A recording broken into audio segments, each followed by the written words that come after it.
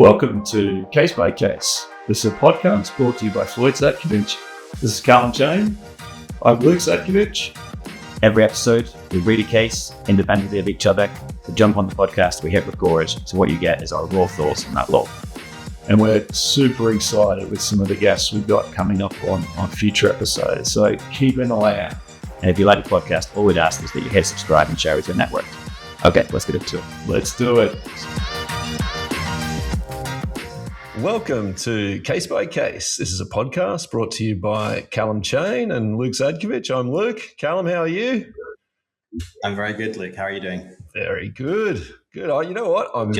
I'm excited, Calum. Excited by the hat or excited by the case? I'm excited, number one, for our guest, who I'll introduce in a minute. But that hat is pretty cool, I've got to say. Yeah.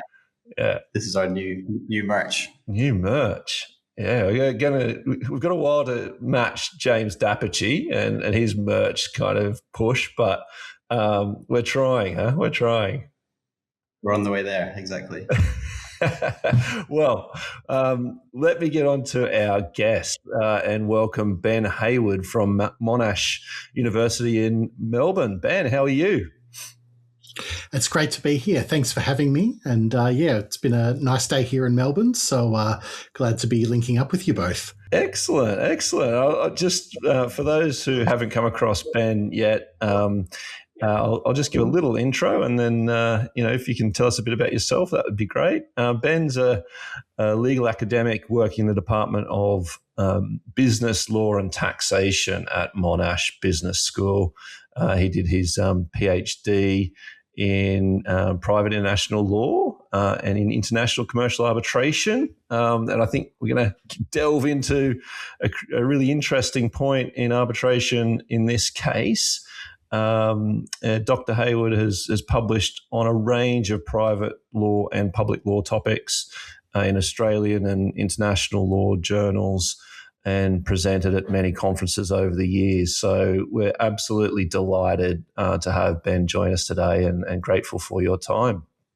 Look, thanks for having me. And as you both know, I've really enjoyed listening to the podcast and I've learnt about a heap of great cases that I'm going to be able to use in my work here at Monash. So it's great to be able to share a case of my own that raises a few really interesting points about those areas of law you just mentioned. Yeah, absolutely. It's been one of the great things, hasn't it, Calum, where through this podcast and, the world of social media, what have you, we've been introduced to people who we may not have come across, and it's been a great network kind of maker. And so, through the podcast, we've come to know you, Ben, and looking forward to getting into today's case. Absolutely. Really looking forward to it. And it's an interesting case for anyone who's, this is obviously an Australian case and I'm outnumbered and outgunned by Australians on this one. But I think the principles are pretty applicable all over. And it's an issue that we see not all the time, as the court says here. You don't see too many of these types of clauses, but it's not entirely uncommon. And I think, in broad terms, what we're looking at here is what's called a hybrid arbitration clause, which is where the parties have agreed to potentially conflicting sets of terms or procedures or methods for resolving the dispute. And the court is then asked, for some reason, some party has some way of gaining under one set of terms or neither set of terms, or having the entire arbitration struck out or the entire arbitration agreement struck through. So you end up before the court to try and actually work out what the clause means.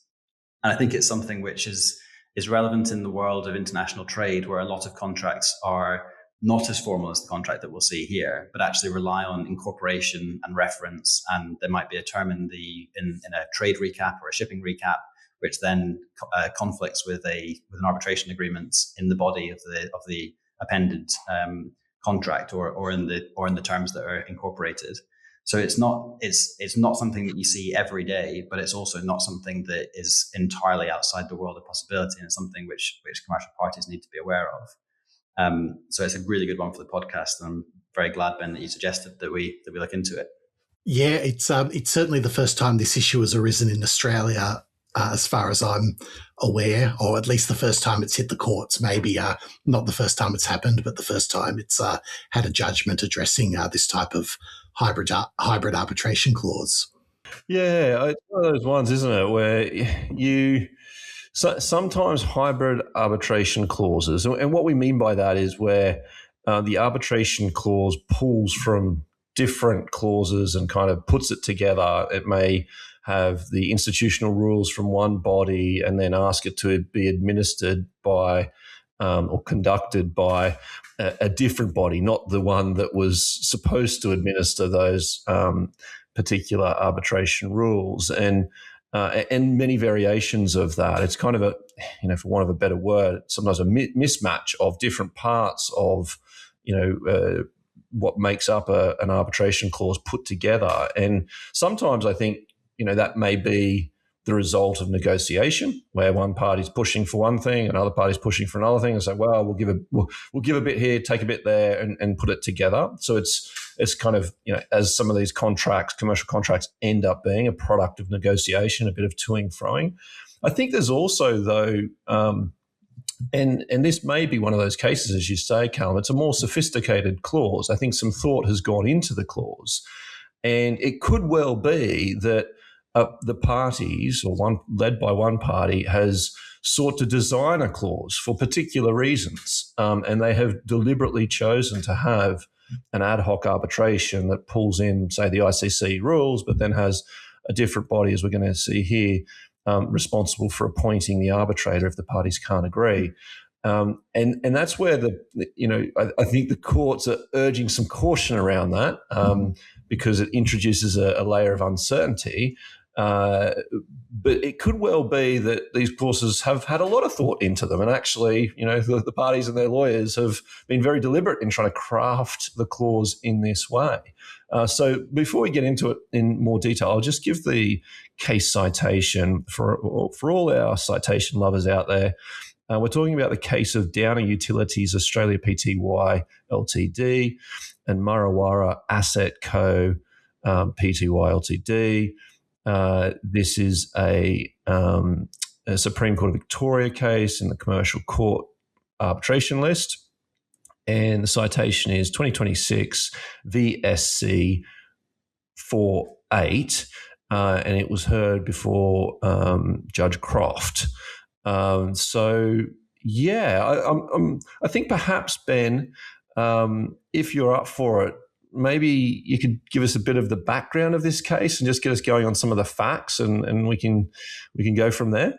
Sure. So what we had here is an arbitration clause that, kind of, as we've mentioned already, looks pretty different to what a model clause offered by any arbitral institution looks like. And what the parties essentially agreed to was, after a failed mediation, to have arbitration involving the Resolution Institute, which is one of Australia's arbitration institutions, and then have the Resolution Institute administer an arbitration using the ICC rules. So there's that hybrid arbitration element there. And essentially, one of the parties tried to start an arbitration pursuant to that mechanism in the clause, and another party tried to start an arbitration administered by the ICC. And the question that the court had to really address was which of those two arbitrations was validly commenced. And just on the kind of place that this case is situated, His Honour Justice Croft has a very extensive background as an arbitration practitioner and as an arbitrator, and the arbitration list in the Supreme Court of Victoria was one of the first lists of its kind in Australia, and so we've got a really well-positioned judge to determine this issue. Thanks, Ben, for that background. It's interesting also to know that this judgment was written by a kind of very experienced arbitration practitioner, which makes a lot of sense when having read the judgment, it makes a lot of sense that it's written by someone who really knows this area inside out, because dealing with quite complex arbitration points in a way which is obviously it's very clear from the judgment that they're very familiar with this. And it's probably helpful to start on page 33 of the judgment, which is where the arbitration clause is. I actually, when I started to get into the 30s, I thought maybe I've missed something, because I'd love to see what this clause actually says. And I wondered maybe if it was the confidentiality of arbitration that meant that we couldn't see what the clause actually says. But then we got there on page 33. And in particular, it's this clause 42.5a, which reads, arbitration pursuant to this clause 42.5 will be conducted by the Resolution Institute in accordance with the ICC Rules of Arbitration current at the time of the reference to arbitration and as otherwise set out in this clause.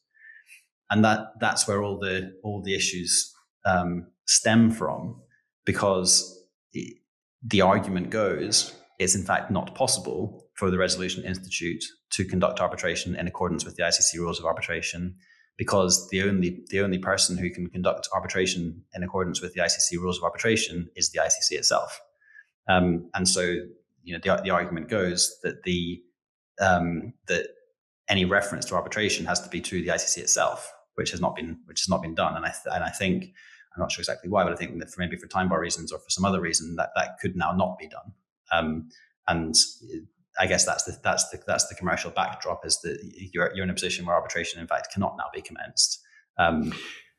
The whole issue about one of the parties wanting the ICC to administer the arbitration seems to actually relate back to a case that Australia's High Court decided recently, the Tesseract decision that held that our proportionate liability laws can apply in arbitration, and there are laws that say that certain claims involving lack of duty of care can have the liability apportioned between the parties.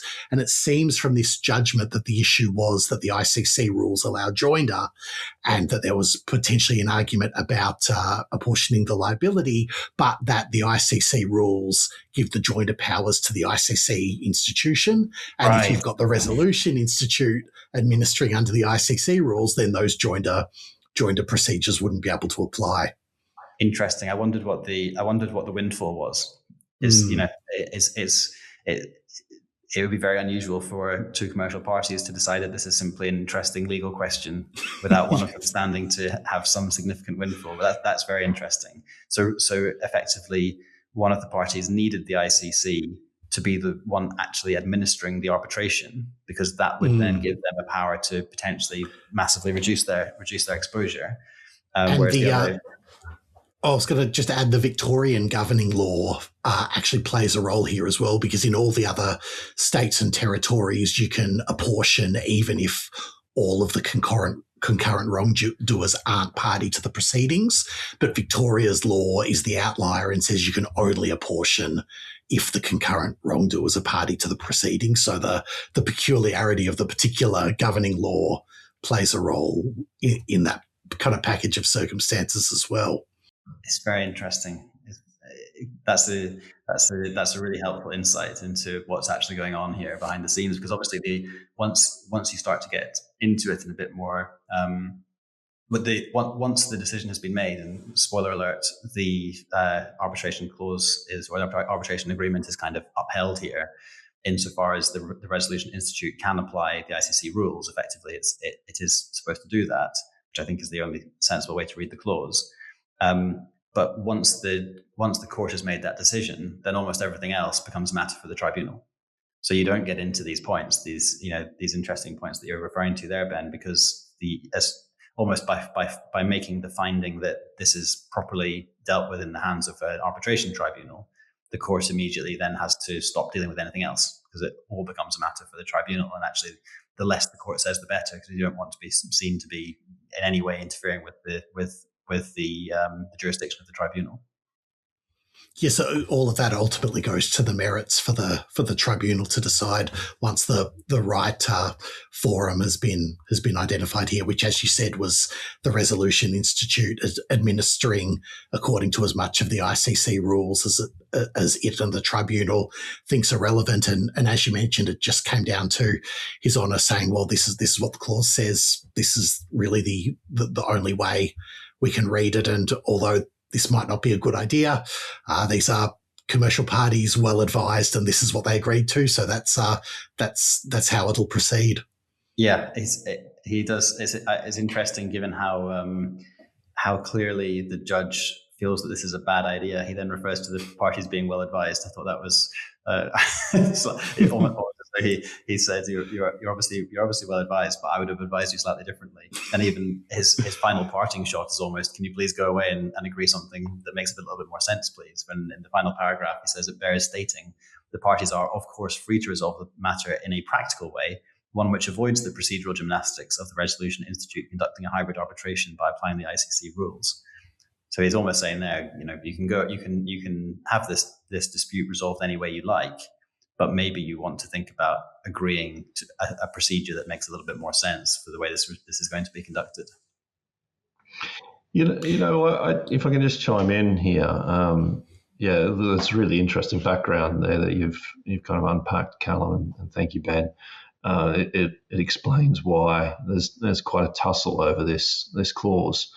I just wanted to focus just for a moment on the interpretation tools here, the construction tools, canons of construction, on interpreting the arbitration agreement, because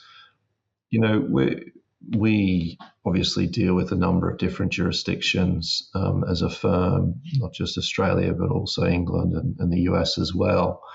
And I think there's been a general trend in England to adopt a more literal interpretation of commercial contracts and really apply what the words say, and the courts will seek to give those effect. And we found that arguments that are more grounded in commercial kind of arguments, I feel like, I'm interested in your take on this, but this is more a kind of sense of direction of where the decisions have gone.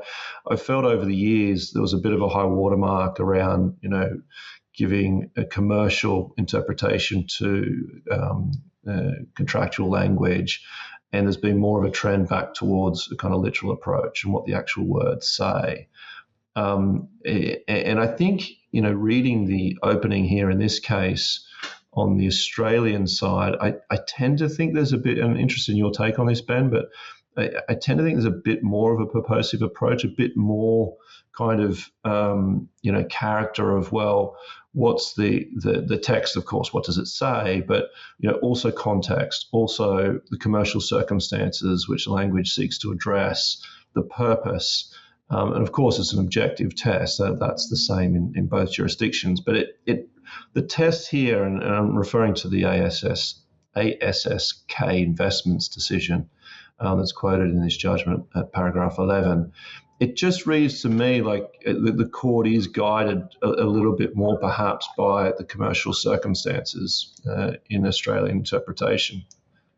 What do you make of that, Ben? Yeah, I think it's interesting because they really do take all the circumstances into account. And even though Justice Croft points out that you really need to treat each clause on its own merits, he does refer to a range of case law addressing hybrid clauses from other jurisdictions as well. It seems to me interesting. A lot of the surrounding circumstances are taken into account, but I think at the end of the day, it seems to be the wording, just the plain reading of the words that carries the day. But what I thought was interesting was that His Honour points out that the kind of commercial circumstances cut both ways a bit. So one of the arguments put was that commercial parties wouldn't rationally agree to anything other than the full application of the ICC rules. But then His Honour says, look, even on just the wording of the clause, the Resolution Institute is still to appoint arbitrators, and that's something that's otherwise dealt with by the ICC rules. So even on the language of the clause, you've got some departure from the ICC rules. So that kind of commercial point about the parties must be treated as just really adopting these rules wholesale doesn't stack up against the text there. But yeah, I think perhaps the commerciality also comes into that final paragraph, like you mentioned, Calum, where His Honour says, look, at the end of the day, maybe you should have a think about coming to an agreement to resolve this in another way. Something else I really find interesting about the clause is how detailed it is in terms of specific procedures that would displace the default procedures under the ICC rules anyway. And you can kind of see that really this whole exercise does come back to contract interpretation. To what extent do the chosen arbitration rules apply? To what extent can they apply in the context of a resolution institute arbitration? And we've got a whole lot of specific provisions in the clause itself. Even one provision I thought was interesting, saying that the discovery rules to apply will be the law and practice that would apply in the Federal Court of Australia, which would ordinarily have no application in arbitration at all. So you've got kind of this jigsaw puzzle of different pieces, but it seems to me that for His Honour it was the wording of the clause that ultimately carried the day here. Yeah, I think that's right. And you make a good point there about the commercial context can cut both ways. And I think that's often one of the issues with making an argument that's heavily based in what your client says is the commercial convenience here, or what makes sense. Because one, a party may decide to do something that's against their commercial interest because they're getting something else in the contract. So it can be that they're giving up a point that's against their interests on this particular provision, but they're in return getting something else in the contract. So it can cut both ways, and I think it's one of the points I know that I discuss with junior team members and what have you when we're making these arguments, that I think the more you can rely on the literal wording of the contract, almost despite its commercial effect, the better. Of course, bring in the commercial context to give that argument more weight and all the rest of it. I wouldn't rest on the commercial context. Now here, I think you're right in that it's a heavily heavily drafted and specific clause. The parties have clearly turned their mind to these issues. It doesn't seem like it's just on the whim that, okay, well, we'll have the Resolution Institute appoint, and whatever happens thereafter. It seems pretty clear that the parties have chosen to opt out of having the ICC administer this arbitration. And I guess another interesting part about this whole negotiation for me was the suggestion in favour of the ICC arbitration that maybe the reference to the Resolution Institute was just kind of left over from a prior stage of the drafting. And again, the court didn't seem to be particularly convinced by that suggestion and pointed out, look, it seems to be part of what was agreed here, the overall scheme of this clause, and the court wasn't prepared to just strike that out as a drafting oversight that had been left in from a prior part of the negotiations. Yeah. I think this can make sense. It's the ICC rules have a procedure for arbitration, and it doesn't. You could happily say we want to basically pretend we've got ICC arbitration when it comes to deadlines, when it comes to the form of submissions, when it comes to the way we're going to take evidence and the powers we want to grant the tribunal, maybe to an extent. But you don't necessarily then need to say, well, we want all of that wholesale to be part of an ICC process. I think a party could say, and here I think they fairly clearly have said, when it comes to timetabling issues, when are we going to be serving our pleadings? At what point are we going to be adducing evidence? What's the process for disclosure going to look like? All those things we want to basically mirror what the ICC does. But we think that the Resolution Institute is a better forum for this to be administered in, for whatever reason, location, price, whatever it could be. They prefer the Resolution Institute here. It's not that's not an impossible commercial position.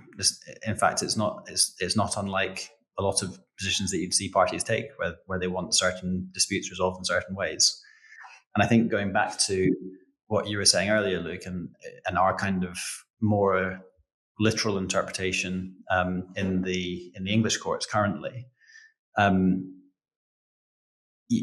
the way that if you go back a number of decades, then there was a much more perhaps commercial and purposive approach in the English courts, and as you say, Luke, that's become much more literal. I think Arnold and Britain is kind of the high watermark of the Supreme Court saying we read what the clause says. And there was an interesting lecture that Lord Sumption delivered around the same time, where he says effectively what you're saying, Luke, which is how can we look at what the commercial intention of the parties is if in doing so we read through what they've actually written.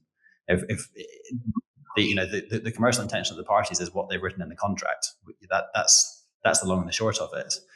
I do think that maybe in the last few years there have been more parties who know that there is this wave of literal construction, literal interpretation in the English courts. So perhaps you try and push a fully uncommercial reading of a clause, and increasingly, I think we're seeing some of the judges now, and I would say perhaps even our favourite Lord Justice. Yeah, I was thinking of him too, Callum.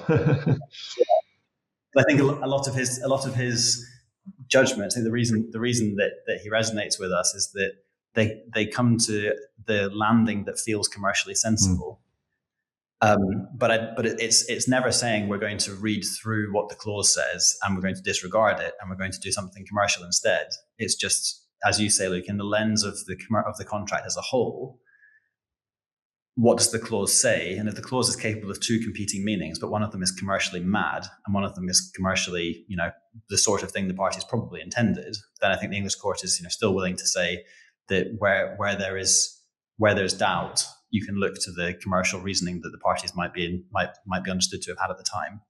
And obviously, as is always the way, none of these cases, from the kind of high watermark of commercial interpretation all the way through to the high watermark of a literal interpretation, they've never expressly overruled each other and said that you're applying a different principle of construction. The principle of construction has always been you read what the clause says, and if the clause is clear, you apply it. If the clause is unclear, then you can factor in what a commercial person might think as one of the tools to aid the construction.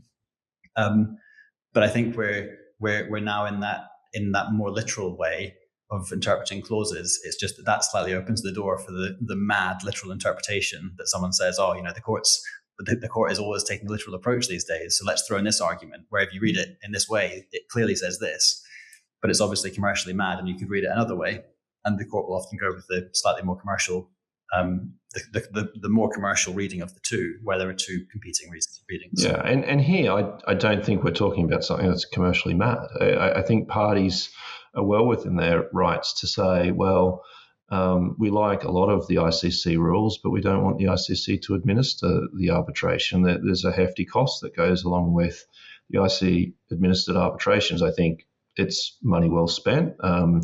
And for the most, sophisticated parties out there, I don't think they blink at the cost. But, potentially for some parties, the costs are a factor. And you could have an ad hoc setup where, and by ad hoc, what we mean by that is an arbitration not administered by an institution, but just run by an arbitrator or a panel of arbitrators that then, by agreement of the parties, follow institutional rules without it being administered by that institution. Now, where the issue arises in these hybrid arbitration clauses, and particularly where ICC rules have been incorporated, is that the ICC rules themselves state that an ICC arbitration must be administered by the ICC.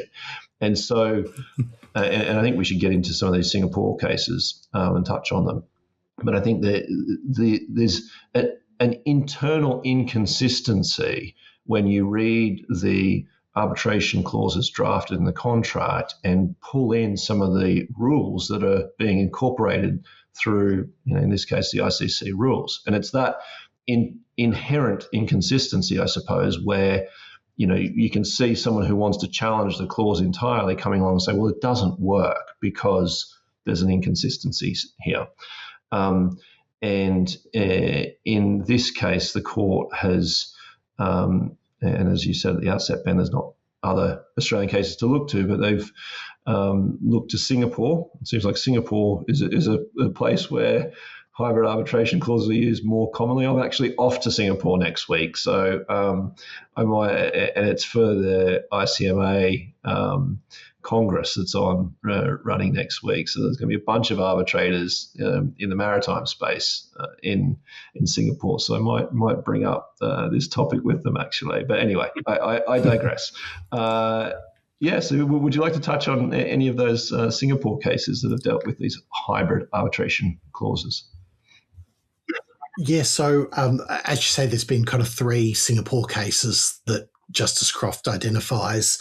And interestingly, on the topic of Singapore case law, there was a full federal court decision here in 2014 that kind of emphasised that when we're applying Australia's arbitration laws, we're going to pay particular regard to cases from Singapore, Hong Kong and New Zealand, kind of those Asia-Pacific common law jurisdictions. And it's interesting to see that come through in the judgment here. But we've got one Singapore case to kind of double tap. So in Australian legal jurisprudence, they're looking more to it's seeing itself as part of the kind of Asia-Pacific common law countries and that body of law developing from there, rather than just let's look to England and be guided there. Of course, Australia was once upon a time connected in a legal sense with England, and you had a right of appeal all the way through the Privy Council. But that's a really interesting point, actually. Yeah, so I think what connects all those jurisdictions at the minute is that the ancestral model law is the template for the arbitration laws. But also what we see in this case that's interesting as well is they're looking further beyond as well. There's a Swedish case that's referred to. There's an Indian case that's referred to. And I think it'd be safe to say that those jurisdictions wouldn't be within the usual suspects of jurisdictions that Australian courts refer to. But there's one Singapore case in particular that deals with these provisions in the ICC rules that you mentioned that purport to identify the ICC as the only body that can administer arbitrations under those rules. And the approach taken there to the HKL decision is that, look, this is just a matter of contract and those rules don't have any kind of binding force and the parties can adopt them to the exclusion of those aspects of the rules that provide for the exclusive administration by the ICC. And that seems to be the point that Justice Croft has picked up on here. Arbitration rules themselves can't limit their application in that way because ultimately it's a question of contract about how the parties have adopted them in any particular case. And because there are a number of cases that they go through on the when they're looking into this. Which one was that one? Just so I can find it in there. I think it's HKL, HKL Group. There's actually 2 different instances of the decision, but from paragraph 26, the court addresses the HKL Group number 2 case, where arguments were made about those particular provisions in the ICC rules, and really it just came down to the parties' contractual autonomy in that case, which was the approach taken here. But there's a interesting Australian relationship there as well, because the AKICA arbitration rules, that's the rules of the Australian Centre for International Commercial Arbitration, have equivalents to those provisions from the ICC rules. And interestingly, when AKICA was going through its last rules revision, there was a webinar given, and one of the chairs of the drafting committee actually identified that from AKICA's perspective, it saw those exclusive administration rules as really being aspirational in nature and not legally binding. And I think we see that actually coming out in the court's decision here in relation to the ICC equivalents that they were based on. Because in the HKL Group case, I've just pulled up the clause, which is quite an interesting one too. Any dispute shall be settled by amicable negotiation between 2 parties. In case both parties fail to reach amicable agreement, all disputes out of in connection with the contract shall be settled by the Arbitration Committee at Singapore under the rules of the International Chamber of Commerce, of which awards shall be final and binding by both parties. Arbitration fee and other related charge shall be borne by the losing party unless otherwise agreed. And what was particularly interesting about this one is that the reference there is that effectively all disputes shall be settled by the Arbitration Committee at Singapore under the rules of the ICC. The Arbitration Committee at Singapore is not a thing. So what's the intention of the parties there? Well, I read the clause, because I was just reading it through, obviously, but I read through the clause and I'm like, I've not come across that. Maybe there's another arbitration committee in Singapore I've had nothing to do with. And then the next sentence under the quoted clauses, it was common ground between the parties that there was no entity in Singapore named the arbitration committee. Yeah. And I think Justice Croft actually points out that it might have been even possible to read that clause as reference to the arbitration committee as being a reference to the ICC itself, and it may not necessarily have had to have been read as being that hybrid character, but points out the clause here is quite different. The Resolution Institute is specifically named. The ICC rules are specifically named. But yeah, we've got this whole other aspect that runs through some of these cases as well about these non-existent arbitral institutions and bodies. Yeah, that's curious because it went on to say the parties then agreed that reference was to SIAC. But yeah. I was going to say, because if that reads the arbitration centre at Singapore, you're probably then thinking that's intended. You've got Singapore, you've got arbitration centre. You're missing the I, but you're almost there. Whereas arbitration committee at Singapore, that to me feels like a reference to the tribunal being based in Singapore.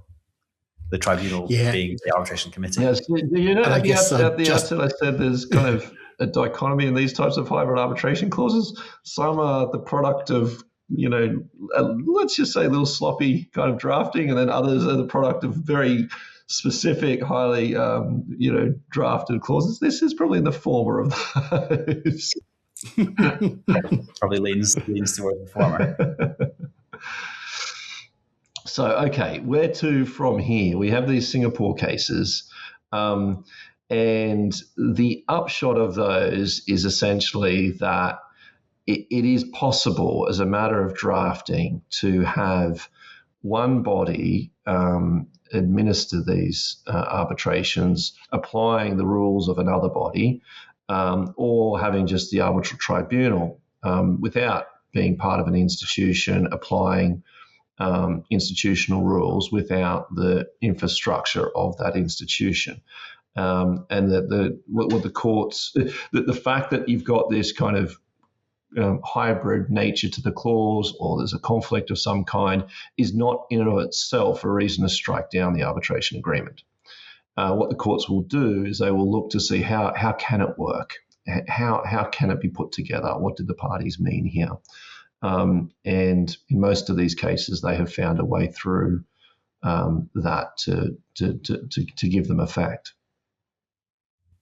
And even though we're going to be treating these clauses, reading them according to a contract interpretation analysis, and we've got all the generally applicable contract interpretation rules, there's kind of a history of Australian courts trying to give effect to arbitration clauses if they can. And I think this is probably another good example of that kind of nuance on the contract interpretation approach actually being put into practice, starting from a position of let's try and give this clause meaning and effect if we can. I think it makes sense, right? When you have the clause that we have here, you certainly cannot say that the parties did not intend for there to be an arbitration agreement. That's precisely what the arbitration agreement was. You might be able to argue about. I actually think I agree with the judge here. It's pretty clear what the parties were trying to get to, but to not give effect to an arbitration clause that so clearly, you've got an arbitration clause that goes all the way through to subclause L. This has been thought about in some detail. They definitely want to arbitrate.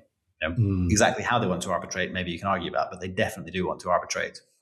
So I think that it's right that the courts lean towards upholding the arbitration, and then it's just a case of what arbitration, what procedures for arbitration have been intended.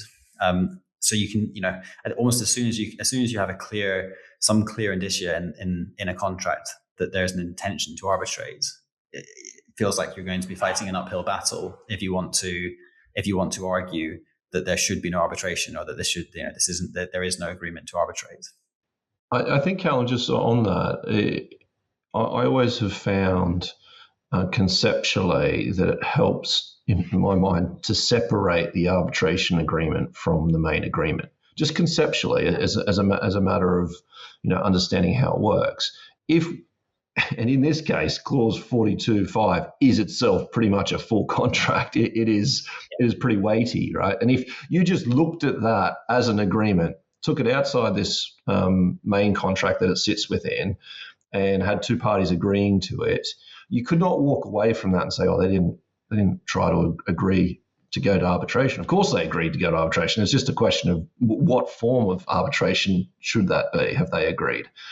And for a number of these arbitration concepts, I think it often helps to think of the arbitration agreement, and I'm using that language deliberately rather than just referring to it as an arbitration clause, because there is a separable agreement that sits within the main contract. And it really kind of emphasizes this point you're making, that it's more a question of, well, what has been agreed with respect to this arbitration agreement.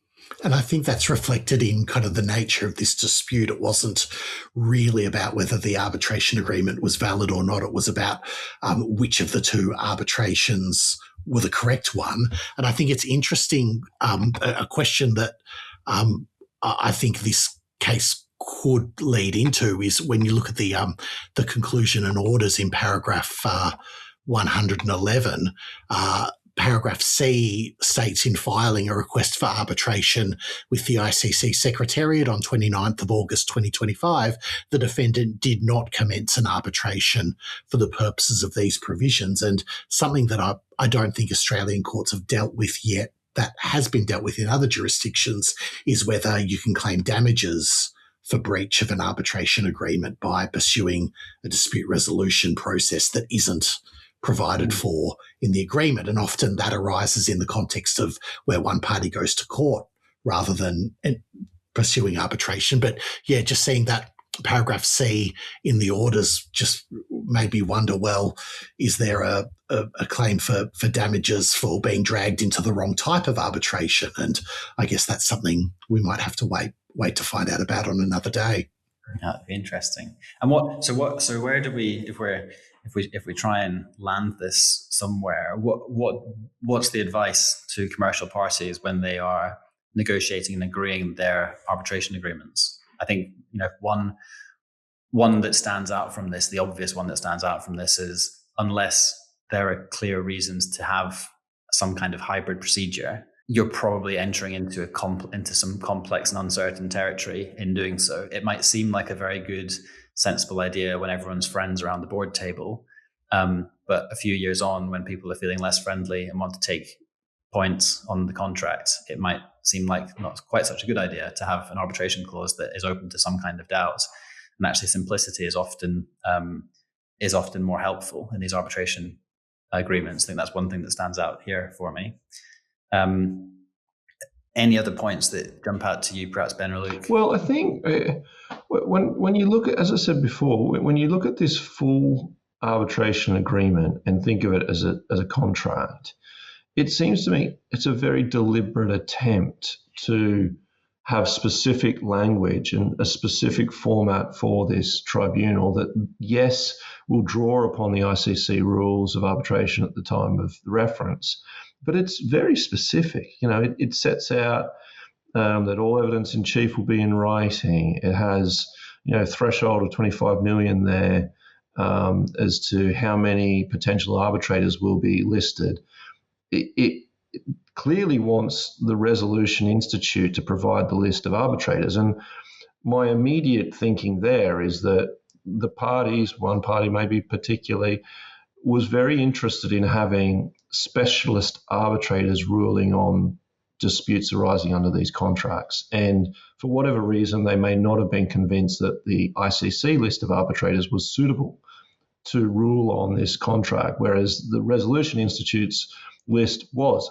I don't know if that holds water, if maybe the two actually overlap considerably and there's not much in there. But in terms of the drafting, just judging this agreement on its words, it seems like there's a very specific approach here. Like, for example, the arbitrator must be legally qualified and have appropriate skills and qualifications to determine the dispute. Fine. Be impartial. Fine. Unless the parties agree otherwise, not be a national or resident of Australia. Okay, well, that's similar to the ICC. Not be an employee or ex-employee of a party or an entity, and not be connected with the performance of this agreement. I suppose the point is that, and this is where what you're saying, Calum, I suppose, is that a lot of the provisions here are superfluous when you put them against the ICC rules. Like this is what the ICC rules say in many respects. So I'm just, as I'm reading through, thinking, well, what are the differences here between this and what the ICC would provide? But nonetheless, there was a deliberate attempt here to regulate the arbitration. And what the court here has said, and I think is consistent in Singapore and other places, is that the parties' agreement will be honoured to the extent that it's possible. Just before we sign off, though, what were the main, 2 or 3 reasons why this clause was upheld, Ben? If you can just kind of summarise it for our audience. Yeah, so I guess the court was looking for the elements of a valid arbitration agreement, and they're there insofar as the parties have chosen particular arbitration rules. Well, that's the court's willing to leave that up to the parties to exercise their own contractual autonomy. And I guess that the final point that sticks out for me is that even though the defendant indicated that they were concerned about uncertainty over exactly what parts of the ICC rules may or may not apply, it seemed the court was just prepared to leave that to the tribunal to work out later on, and didn't feel it was necessary to get into that level of detail at this kind of initial stage of the satellite litigation. So we have an indication from the court that it is prepared to let the tribunal work that out as it goes along. I think indeed it's the court has to let the tribunal work that out. Once the court said the tribunal has jurisdiction. Yeah, competence. Yeah. Interesting, very interesting. Look, I've enjoyed this discussion, Ben, Calum. Great to catch up, and I hope all of you listening in have made it this far, have enjoyed the discussion on hybrid arbitration clauses. The practitioner's takeaway tip here is, simplicity is king. Mixing and matching your arbitration clauses can lead to trouble. If you've got super creative lawyers, maybe keep them creative on other parts of the contract, maybe not so much, creative on the arbitration clause. But, the saving grace is if you have particular reasons for having a hybrid arbitration clause, and you may well, the parties have sat around this podcast talking about this may say, no, there are very good reasons why we wanted the Resolution Institute to send a list of arbitrators and be involved in the appointment for XYZ reason. If that is the case, then the courts will generally uphold those attempts. Just make sure the language is clear and think about whether there's inconsistency between what the clause says and then what may be getting incorporated by virtue of the institutional rules. And if you have some inconsistency, like if the clause here had said, rule whatever it is in the ICC rules does not apply, and we're overriding that, then the inconsistency would have been removed at the outset. So anyway, thank you very much. I see, Calum, you've got your hat on again, so you're off for a walk or something? The hat's back. I'm just going to wear it in the office all day now. I like it too much. Yeah, I think it's pretty cool. We'll have to send one out to Ben for as a thanks. We should do. We'll get one in the post. We should do. All podcast guests. You want to be on the podcast? Come along and you'll get a hat. You just have to suffer up for an hour. Exactly. Thanks for your time, Ben. Really, we appreciate you being on and for your insights. Until next time, everyone, take care.